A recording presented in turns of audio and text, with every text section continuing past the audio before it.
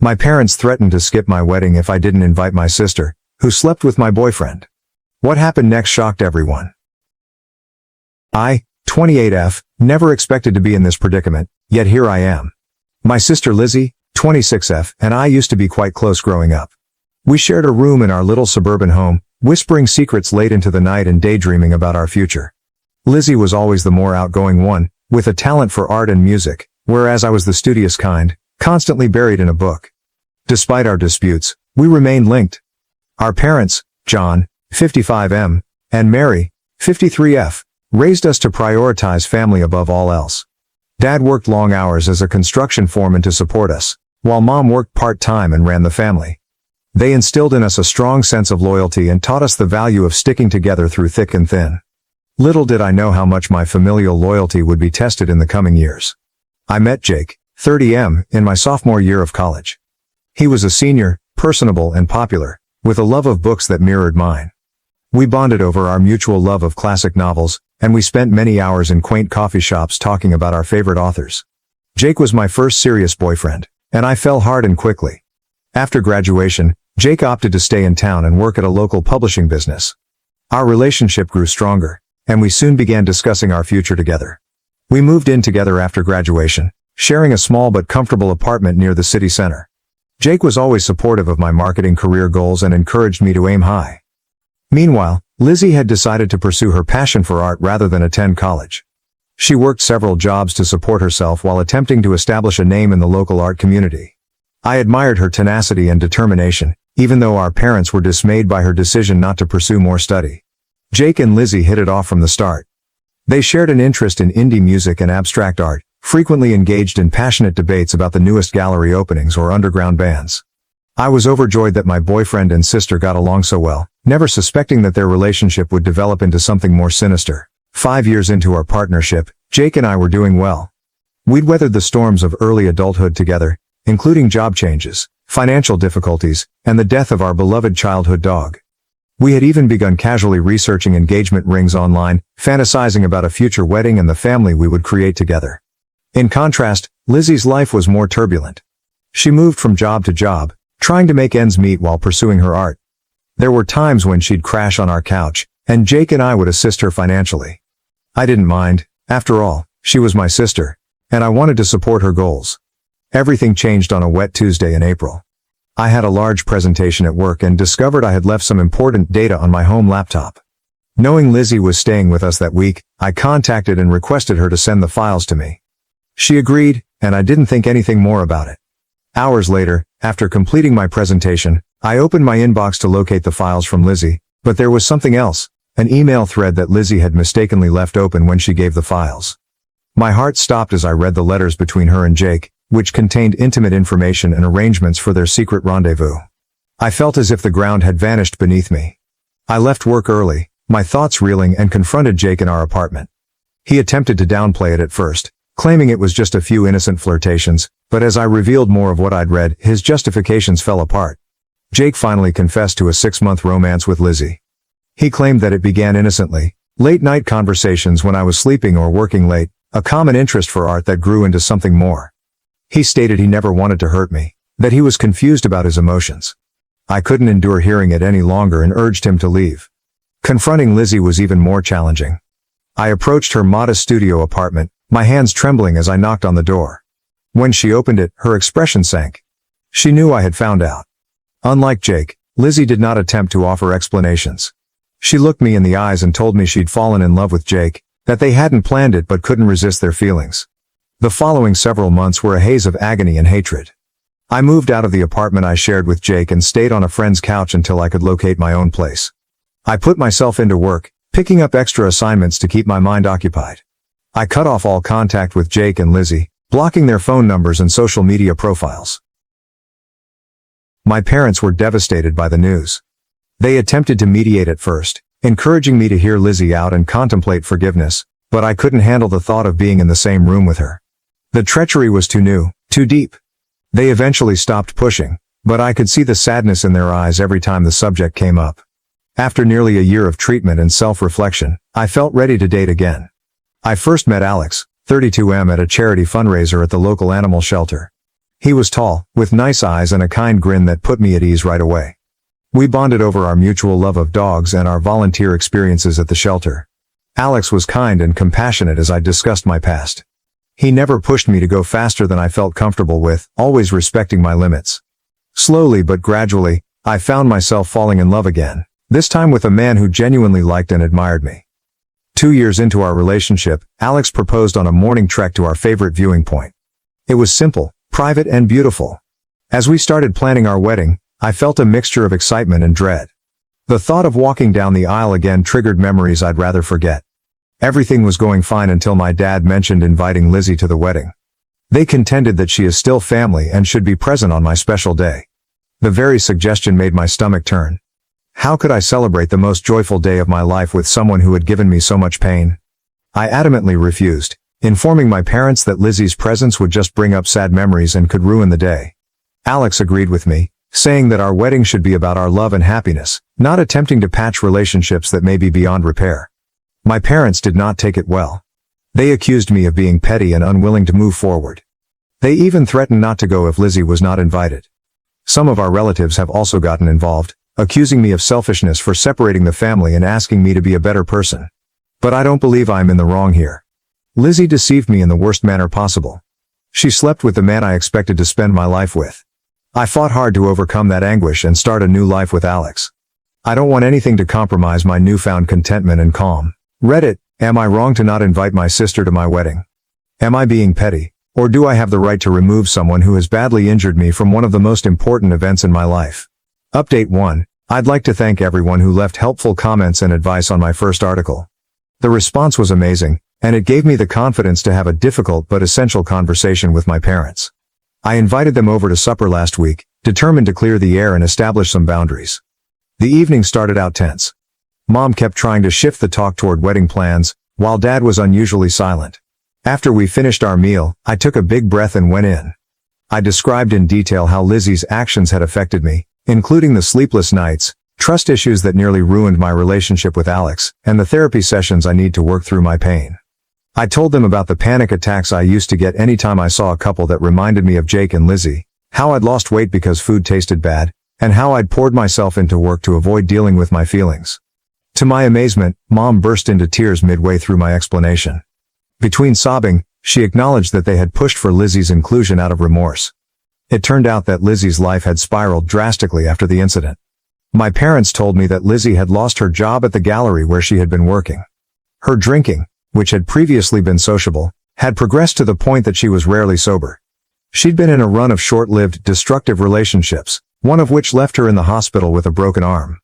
Mom and Dad felt responsible for not seeing Lizzie's problem sooner.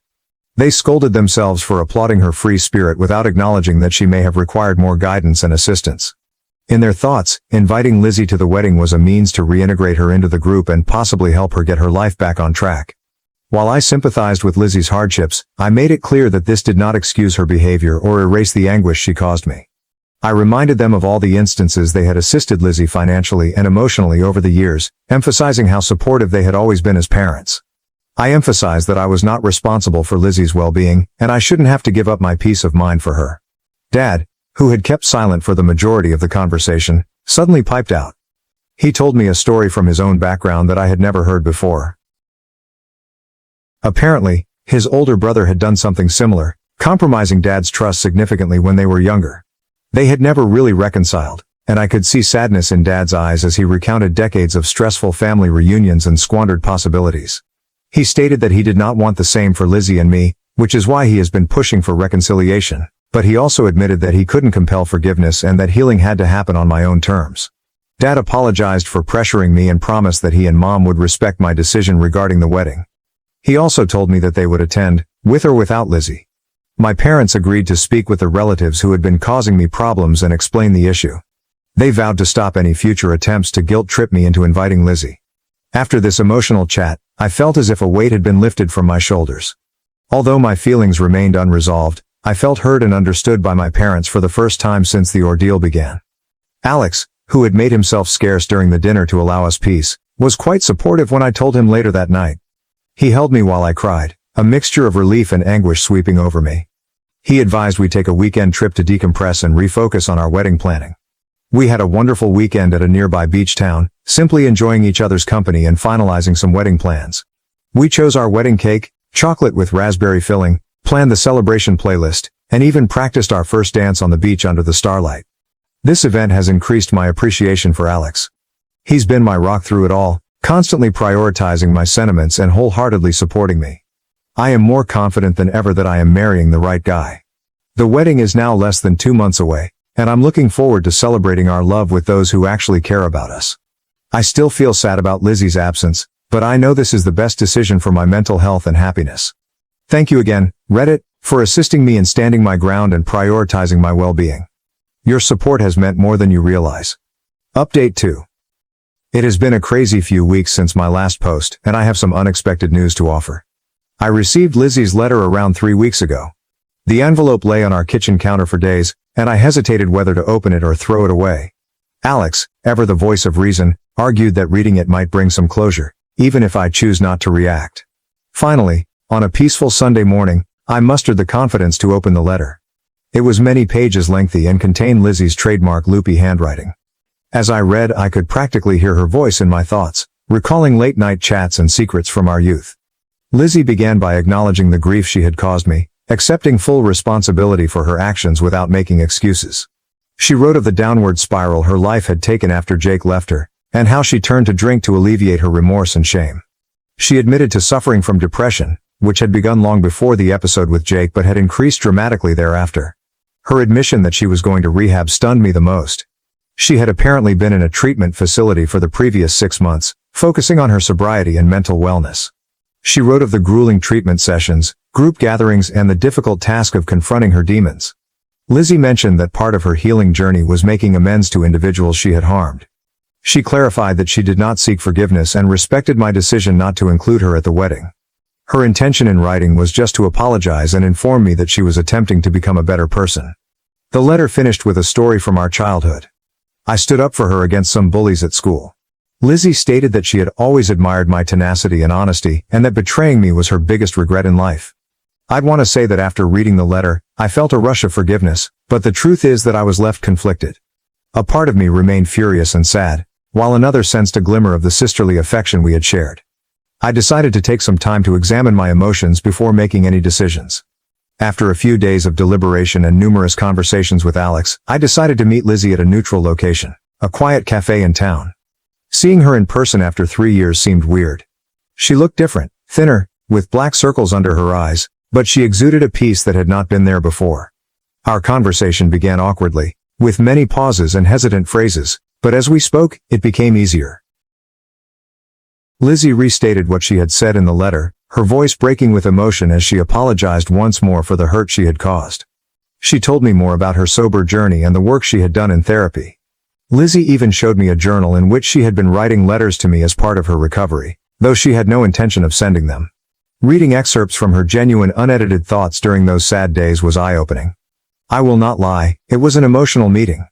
We both shed tears as we discussed the past and the agony we had both endured. Lizzie revealed that she and Jake had split up just months after I discovered them, their relationship collapsing under the weight of guilt and resentment. She hadn't communicated with him since. By the end of our appointment, I felt a sense of closure that I hadn't realized I needed. The wrath that had been burning inside me for years began to subside, and was replaced by a complex mix of sadness, relief, and cautious hope. After much deliberation and debate with Alex, I have decided not to invite Lizzie to the wedding. It's too soon and I want to enjoy my special day without additional worry or mental issues. However, I've agreed to try to re-establish our friendship gradually, beginning with occasional text messages and perhaps coffee meets in the future. Lizzie acknowledged and appreciated my decision. She even sent Alex and me a modest gift, a lovely hand-painted letter wishing us success in our marriage. It reminded me of the cards she used to make for my birthdays when we were younger, which brought back bittersweet memories. I understand that this process of healing and regaining trust will be long and may be challenging. There are still times when the anguish of betrayal resurfaces, reminding me of everything we have lost. But for the first time in 3 years, I am optimistic about having my sister back in my life eventually. The wedding preparations are in full flow. Alex and I are delighted to celebrate our love with our closest friends and family. While Lizzie will not be present, I am more at ease with that decision now. Our special day will be spent looking forward to our future together, rather than lingering on past hurts. Update 3. It's been 6 months since my wedding, and I wanted to provide you with a last report on this chapter of my life. The wedding day was simply wonderful. Alex and I exchanged vows in front of our loved ones in the stunning vineyard setting we had chosen. The weather was perfect, with a moderate breeze and brilliant blue skies that appeared to reflect the joy I felt inside my heart. I walked down the aisle on my father's arm, my gaze fixed on Alex's. All of the drama and pain of the previous years seemed to fade away in that instant. As I stood at the altar with my soon-to-be husband, all I could feel was love and appreciation. The ceremony was modest and personal, with readings picked by our closest friends and vows written by ourselves. There wasn't a dry eye in the house when Alex swore to always be my safe harbor, and I promised to be his constant companion throughout life's experiences. The reception was a happy occasion. The meal was wonderful, the wine was plenty, and the dance floor was full all night. My parents were on their best behavior, honoring Alex and me with no mention of Lizzie. It was great to see them so joyful and supportive. Lizzie followed my requests and did not attempt to contact me on the wedding day. Instead, she delivered a gorgeous bouquet of sunflowers, my favorite flower since childhood, to my hotel room. The accompanying note congratulated us and wished us a life of happiness. It was a lovely gesture that I appreciated even more than I had imagined. Since the wedding, Alex and I have adjusted into married life, which has been fantastic. We recently purchased our first home together, a quaint craftsman-style house with a modest backyard. We've enjoyed making it our own by painting the walls and adding a garden. It feels nice to be starting a life together and making new memories in a space that is genuinely ours. My friendship with Lizzie is gradually improving. We've had a few more coffee meetings and are now texting on a regular basis. Our chats are still somewhat guarded, but there is a developing comfort between us that reminds me of our previous connection. Last month, we even ate dinner with our parents. It was a little awkward at begin, with everyone trying to avoid certain issues, but as the evening proceeded it became more like old times. Lizzie remains committed to her recovery and has been making significant improvements in her life. She's back in school, training to be a counselor for disturbed teenagers. She thinks her own experiences have given her insight into the difficulties that young people encounter, and she wants to help others avoid the mistakes she did. Seeing her progress and commitment to changing her life has aided me in my forgiveness journey. Lizzie recently inquired if she might exhibit some of her work at a local gallery. I hesitated at first, recollections of her previous artistic pursuits triggering conflicting feelings, but I decided to go. With Alex by my side for support. Walking into the gallery, I was taken aback by the transformation in her work. The chaotic dark pieces of her turbulent years were replaced by brilliant, hopeful canvases that appeared to throb with life. One painting in particular caught my eye. 2 interwoven trees with branches reaching for the sky.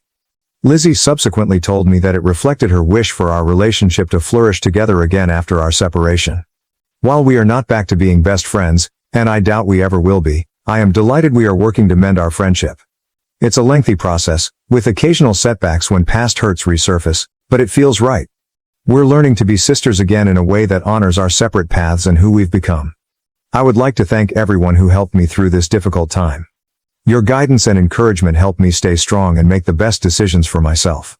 I've learned a lot about setting boundaries, self-care, and the power of forgiveness, not for the benefit of the other person, but for my own peace of mind. Looking back, I recognize that the healing process isn't linear. There are good days and bad days, moments of progress and moments of uncertainty, but I'm pleased of how far I've gone and enthusiastic about what the future holds with Alex. To anyone in a similar situation, remember that it is acceptable to prioritize your personal well-being. Healing takes time, and you don't have to forgive somebody until you're ready to do so. Trust your intuition, surround yourself with helpful people, and do not be hesitant to seek professional help if necessary. As for me, I'm looking forward to the next chapter in my relationship with Alex. We're talking about starting a family soon, and the prospect of becoming parents both excites and scares us. Whatever problems come our way, I am confident that we will confront them together, stronger for having weathered the storm. Thank you for watching. If you haven't subscribed yet, please do so and hit the notification bell to stay updated with more shocking real-life stories happening around you.